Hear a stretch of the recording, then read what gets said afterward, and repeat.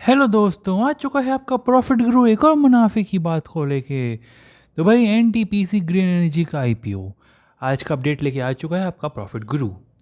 आपने देखा ही है इतने दिनों से कोई हाइप नहीं बन पा रही है आईपीओ की, कोई उसमें जान नहीं आ पा रही है कि इससे ग्रे मार्केट बहुत बढ़ के चल रहा हो या फिर कंपनी का जो हाइप वो न्यूज़ में दिखा रहे हो कि एनटीपीसी ग्रीन का आईपीओ आ रहा है, आईपीओ आ रहा है, लोग पागल हो रहे हैं। ऐसा कुछ भी नहीं हो रहा है। तो आज भाई अपडेट ये है ग्रे मार्केट प्रीमियम का, देख उसका बात करते हैं हम। ये देखिए, ये आ चुका है आपका N T P C green energy का आईपीओ, जिसकी ग्रे मार्केट जो है वो 0.70 रह गई है आज, यानी कि वो आज भी गिरी है। कल मेंटेन थी लेकिन आज ये गिरी है। इनमें से खोल के डिटेल में बात करी जाए, N T P C green energy की जो है वो थी एक रुपये चल रही है। हम बाहर अभी यहाँ पे अपडेट नहीं कर रहा है, लेकिन 0.70 रह गई है। यानी कि आप देखिए 25 से शुरू हुई थी से ग्रे मार्केट प्रीमियम 9 तारीख को, कल 19 तारीख होने को आ गई है। कल ओपनिंग डेट आ चुकी है। 10 दिन हो गए हैं, लेकिन 10 दिन में कुछ ऐसी चीज़ नहीं थी कि इसकी जो यहाँ के जी एम पी थी वो 25 से बढ़ के 30, 35, 40 हो गई हो। ऐसा हमें देखने को नहीं मिल पाया। इसका जो ग्रे मार्केट प्रीमियम था वो 0.70 रह गया है। अब भाई देखिए, आईपीओ तो होते ही हैं। अब देखिए ये वाला आईपीओ, चलिए एसएमई आईपीओ है, इसकी हम बात नहीं करेंगे।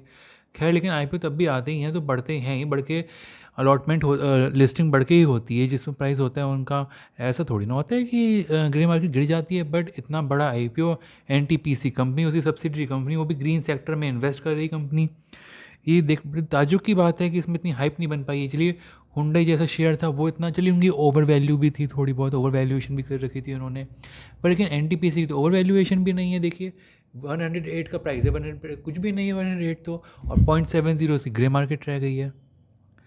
अब कल ओपन होगा इसका, मुझे उम्मीदें हैं नहीं कि ओपनिंग के बाद भी इसकी ग्रे मार्केट कुछ बढ़ेगी। ऑल्दो ओवर सब्सक्राइब तो हो गई है, क्योंकि N T P C green energy का है। अभी नहीं तो लॉन्ग टर्म में अच्छे रिटर्न्स देके जाएगा। जैसे जैसे ग्रीन एनर्जी में इन्वेस्टमेंट बढ़ेगा, गवर्नमेंट बजट में ग्रीन एनर्जी के लिए पैसा लाएगी, तो वैसे तो बढ़ना है ही इसमें।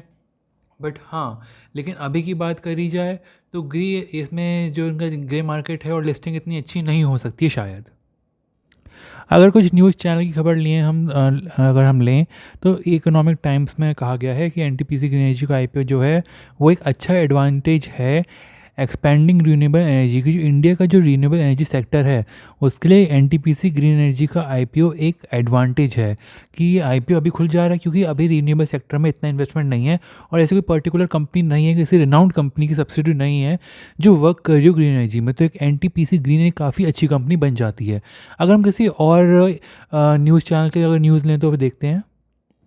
अगर हम बिजनेस स्टैंडर्ड्स की बात की जाए, सौजन्य बिजनेस स्टैंडर्ड, इसमें इन्होंने कहा है कि 19 नवंबर से आईपीओ खुल रहा है, क्या इसमें निवेश करना चाहिए नहीं करना चाहिए। तो संक्षेप में अगर आपको मैं बताऊं तो देखिए, यहाँ पे वही न्यूज़ लिखी हुई है कि अप्लाई करें या नहीं करें। तो मेरी बात जो मैं आपसे कह रहा था पहले, मास्टर कैपिटल सर्विसेज लिमिटेड ने एनटीपीसी ग्रीन एनर्जी के आईपीओ को लॉन्ग टर्म लिहाज से अप्लाई करने की सलाह दी है। लॉन्ग टर्म व्यू लेके चलें आप इसमें, क्योंकि ये नहीं होगा कि लिस्टिंग होती है आपको मल्टी बैगर गेंस हो जाएगा, ऐसा नहीं है बिल्कुल भी।